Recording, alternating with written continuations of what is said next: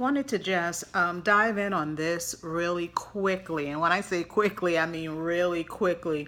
I wanted to touch on this a little bit. I'm going to go in depth later on, pull some scriptures for you guys and give you some bullet points. But when it comes to sleeping well at night, having a sanctified atmosphere where you are praying and there's peace, you have to make sure that the enemy is out and that God is all in. And when I say all in, I mean in your surroundings, okay?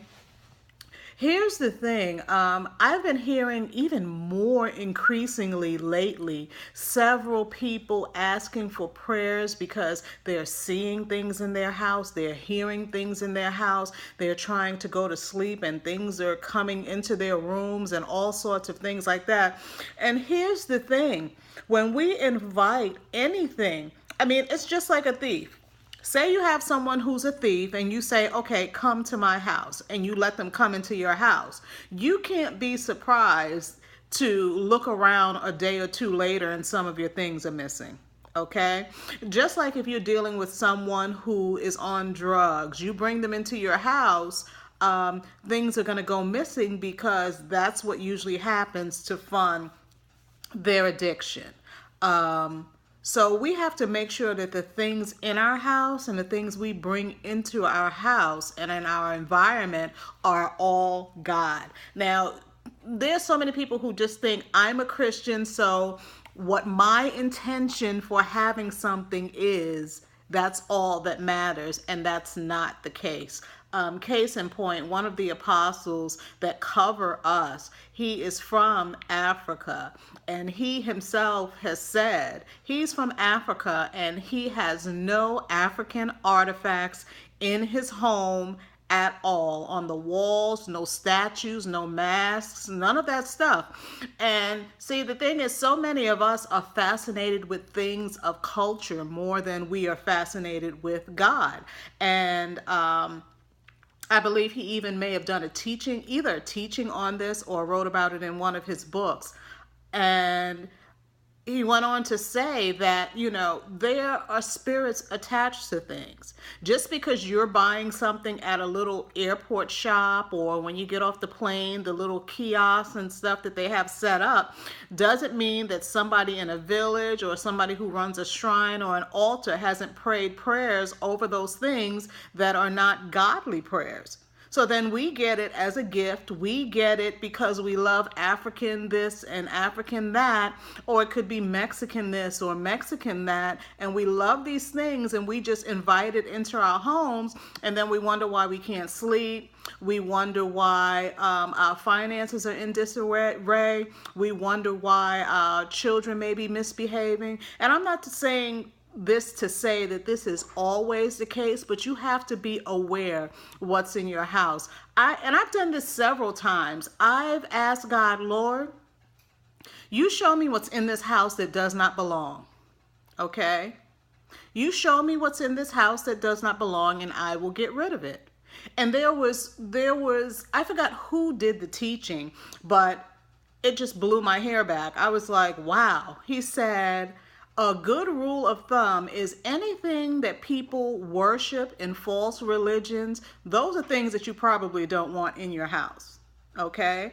Now, I went through this prayer, and I've never been in a sorority, but I loved elephants, okay? And I remember the morning God had me teaching on finances, and he showed me that right on top of my computer where I do all my work, where I build my ideas, my products, my services, and all of that, I had like different elephants just sitting up there. And I didn't realize how high up they were. And of course, my intention wasn't to worship those elephants, but they were elevated over all of the work I was doing. I was horrified because I'm like, Lord, that's not my intention. But the thing is, Your intentions don't count. What are facts? Those things count. So he said, get rid of them, remove them. And there were other elephants we had that were just, like animals covered with leather. But the bottom line is, God said they have to go. Now, one thing I don't believe in doing is, if God is giving me something for me, I'm not going to make it a mandate and tell everyone else, you must do it too. You must get rid of elephants. That's what the Lord told me. He said, remove these elephants. And, almost like the moment I did, my finances started flowing better and all that kind of stuff. I've never had a situation where my house didn't feel peaceful, though, because I've always, like I said, asked the Lord, and he has walked with me through the house. And whether it's books that had the best intention, but the author might have been trying to lace the teaching with yoga or Eastern fundamentals. There are things he would say, get rid of that, get rid of this, get rid of that. And I had to do it. My goal in this season is to be obedient so that I can reap all that God has for me. So I'm saying that to say, if you're having and seeing things and there's an unsteadiness in your environment, you may want to go through your house and get rid of stuff, period. Okay? If your grandmother practices Santeria and she's giving you a bracelet or a necklace, you need to ask the Lord about those things. Don't just keep them because, oh, your heart is so touched. This is from my great grandmother. Things are passed down unknowingly. They might not know that they are practicing it, but you're not. But by giving you the bracelet, it's in your presence, it's in your environment. So we have to be really, really careful. And again, like I said in the other video, you want to go to the Lord and just ask him, Lord, what is going on in this house? Is it something that I brought in here? Is it something that, what is it? Okay, so that's where I am on this issue. And like I said, I'm going to go more in depth to it, give you some scriptures and stuff like that. But I wanted to just hop on really quickly while I had some time to make this video and just share a little bit about that. People come into our home and they say that it's so peaceful. I've had people sit on the sofa and fall asleep snoring because they said it just exudes peace. So I pray in the living room. I pray in the spare bedroom. I make this a place where God can come and reside, and anything that is not of him can't stay. Pretty much. That's how I do it. That's how my husband does it. So that's how we do it together. We pray in our bedroom. I pray when I'm in the shower. He does too. You have to sanctify your atmosphere. Do not be at the mercy of things going on in your house. And here's the other thing. I'm going to say this real quick before I log off.